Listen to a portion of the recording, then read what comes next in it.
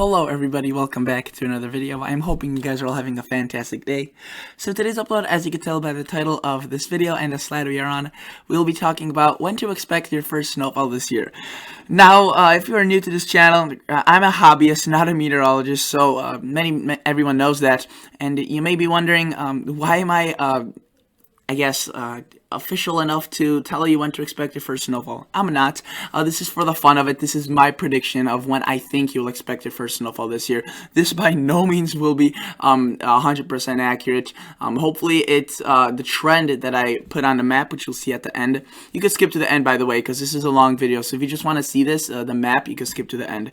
I'm not going to hold you here. But if you want to see my evidence and reasoning behind what I think, then consider watching the whole video. But again, this is not official. This may not come true, but hopefully this, based on what I'm seeing, this is what I think the most realistic possibility will be. And yeah, so if you guys would like to join this weather community we have going on YouTube, I do all sorts of weather related content. Again, I'm a hobbyist, I do this for the fun of it, but I alert people about weather. We talk about weather. There's so many fun weather fans, so many amazing people on this YouTube page. So if you guys would like that, to subscribe and join, consider doing so. And if you're a returning viewer, liking the video would help out a lot. So let's get started with this video. So first off, I know I'm showing you the Weather Channel outlook. Many people don't like the Weather Channel, but I always still like looking at the forecast because they obviously do hold a lot of value. And you can see that temperature outlook for September 2020. They're showing, the Weather Channel is kind of known for showing warmer temperatures a bit, extensively on most of their forecasts. I guess, if you will, they're more willing to put above average temperatures than below average temperatures. But this case around, they're showing, you can see above average temperatures across really 100% of the United States, near or slightly above average in this yellow shade. Orange shade is above average, and in this red is much above average. And usually on this channel, or many times, I disagreed with the Weather Channel, or I had, I didn't agree with them. This year, I gotta say that with their fall forecast, I almost 100% agree with it. I think it will be warm, and you can see this is for October 2020. And you may be wondering, why am I looking at the temperatures? First off, this is the Weather Channel. I'll show you many other weather organizations and what they think. But the Weather Channel, again, could be wrong. But why I'm looking at the temperatures is because, expecting your first snowfall. And there's an average first snowfall date. You could search up the map, and I'll show you the map. Actually, I don't know if I included it in here. But you could search it up, and usually it's divided by months, right? And when you have a warm fall, most of the areas will see a later than expected, than average snowfall. So if you see a snowfall, usually in October, late October, and this year will be possibly very warm, and you live in Minnesota, then this year you might see it's not in late October, but possibly mid-November, as it looks like a pretty darn warm fall. And I'll prove it to you why I think this fall will be warm, not just looking at the Weather Channel graphics. You can see October, again, much above average across much of the western and southern United States. Texas, warm, especially across the southwest. A bit cooler towards the north and east, and I think that's, again, fair to say. The only area where I disagree is you can see they put, they increased the temperatures for November. I think that October and September will be very warm, but I think by November things will slowly start getting back to near or slightly above average, if not in some areas below normal. This area where they have much above average, I don't really agree with. I don't think, with the trends I've been seeing, I don't think that's going to be likely. I would have agreed with them if they just kept it, the same intensity, but to really increase it for November, which I just don't agree with. I think it'll be a little bit cooler for November, but the first half maybe a warm, but regardless, the months should be above average, but I don't think to this level. I don't think they should have included much above. Again, it's preliminary. It doesn't mean it's going to occur the way they're showing it, and they acknowledge that. Everybody does that, makes forecasts. I wanted to look at the overall fall. You can see September through November, especially warm towards the southwest, but really anywhere you go, maybe excluding the southeast, they're showing near or slightly above average. And I'm assuming this would be to do with some tropical activity. Sometimes when you have lots of cloud cover, lots of rain, the temperatures do get rain cooled, and we get cooler temperatures, but you can see almost not a single area below average. And honestly, I think that this fall will be a pretty darn warm fall. So I agree with them. Let's see what NOAA has to say. NOAA, a bit more reliable source, if you will, than the Weather Channel. It's an official government-sponsored weather network, and you can see that we have September, October, November on their 3-month outlook. Now, by the way, just because it's NOAA doesn't mean that it's 100% accurate either. They've been wrong many times, and I've been wrong many times. But of course, they are way more qualified than I am. But you can see that, again, they are showing similar things, much above average temperatures. A bit, I think I agree with this one more than the weather channels, because you can see it shows a slightly more normal temperature outlook for this portion of the United States. And I think that's the case in this region. The further north and west you will go this year, the cooler temperatures you will get during the fall. And again, a kind of quotation marks over the cooler, because these temperatures won't really be cooler. They will be above average still, but they'll be the coolest across the whole country, if that makes sense. So notice they have above average temperatures for almost the whole United States, yet again, including Alaska. So yet again, consistency with the Weather Channel and NOAA. And then now let's look at AccuWeather. AccuWeather is another source that I often look at. It does a very good job as well. And let's click forward. Notice that they kind of agree with what they've been saying. They divide this into highlights, so little categories, but you can see a lot of these categories are warm, very warm, dry, warm, hot. And the only area where it is a bit chillier could be right here across the northwest.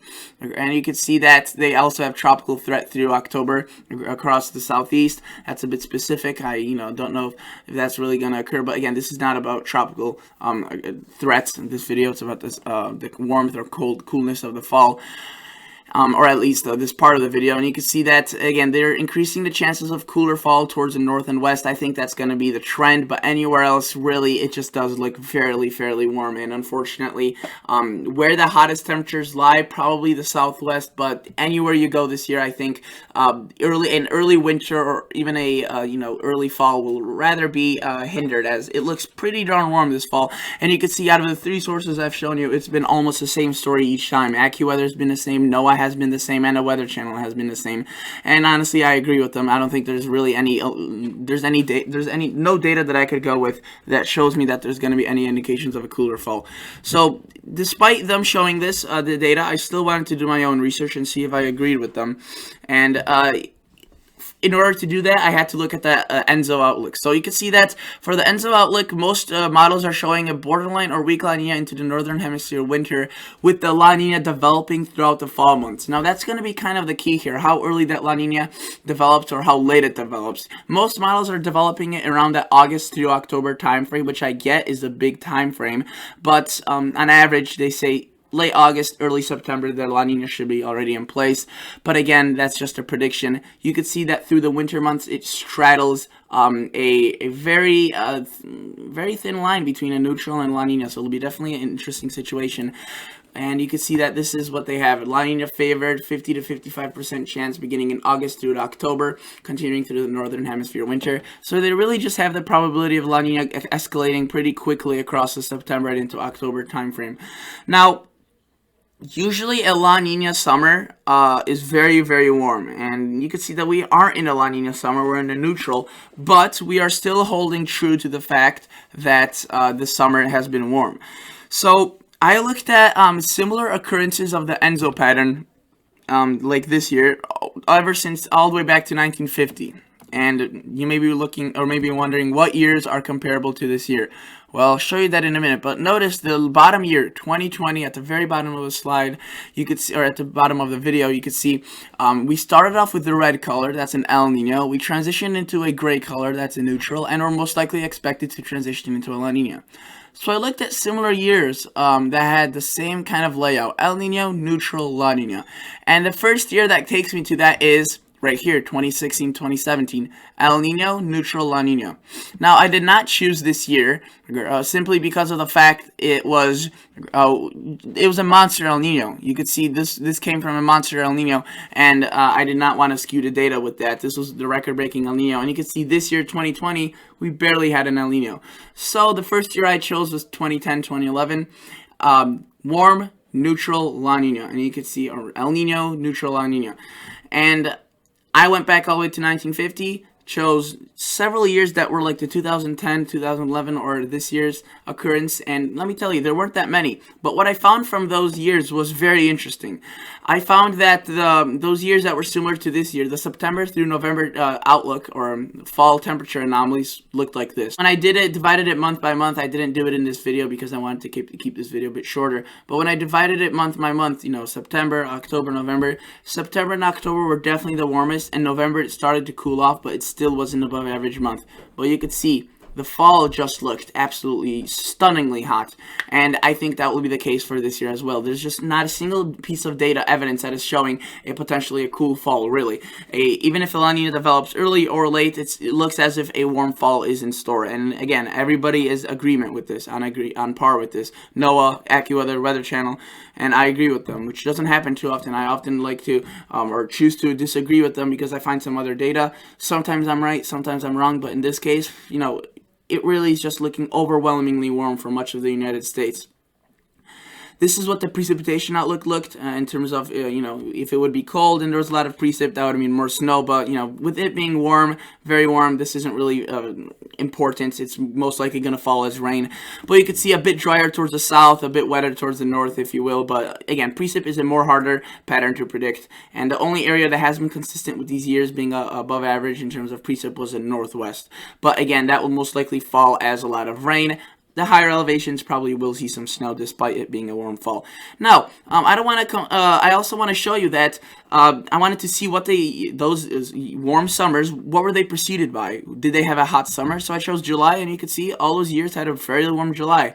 And what did we have this year? A very warm July. So this is just adding up to. This is just the most, I think, overwhelming data I've ever had in my like career of weather, that just leads me to think that things would have to go very wrong in order for a fall to be cool. This fall looks very warm, it looks hot, and it doesn't look like there will be many signs of cool air. Now, there will be periods of below average temperatures, like we had this past the beginning of August, we had a cool down, right? But again, I think that will be very limited, and much of September, October, November will be warm. And anyone that disagrees obviously isn't entitled to that opinion, but again, I'm just showing this data and I'm trying to show you what this looks like.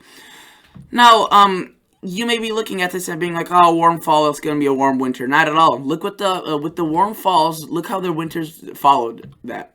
Look how cold they were. This is the same winters. November through March, you could see it was downright cold across much of the northern United States, extending as far into the East Coast.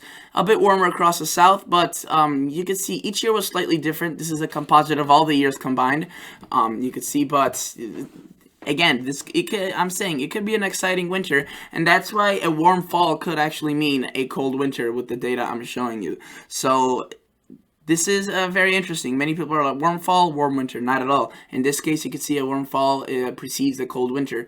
So we'll see. But now I want to show you the final snowfall outlook, what I think. So usually September sees mountains see the snow in September, a little bit across the Northeast, Colorado, and I think those mountains will still see snow because usually they're high enough and cold enough where even if it's above average, they will still see snow because they're at that high of an elevation. So you can see I decreased the areas a bit, more concentrated. The mountains are bigger than this, but I just made them a little bit smaller area because I think it'll be above average.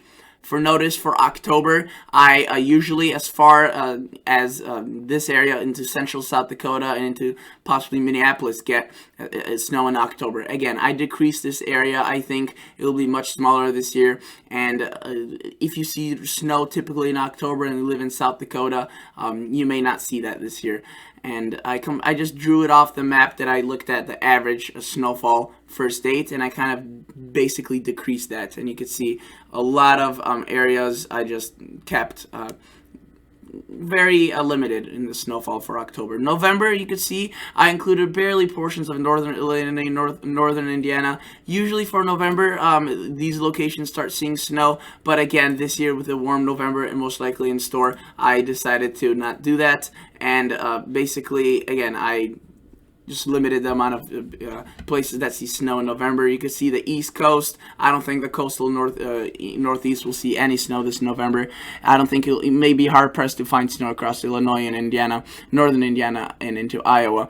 But you could see December. By December, I extended into Missouri, and I still kept it a bit below average, if you will, for December, because we still may have an early, warmer December. But again, by December, I think things will start cooling off rapidly. So typically, if you see snow in December, your first average snowfall date, I think you will see snow this year in December as well. And then by January, February, things will catch up to normal, because I think that's when we will start seeing a pretty cold winter, and things will drop from above average to below average. And you can see I included lots of the Northeast, coastal Northeast England.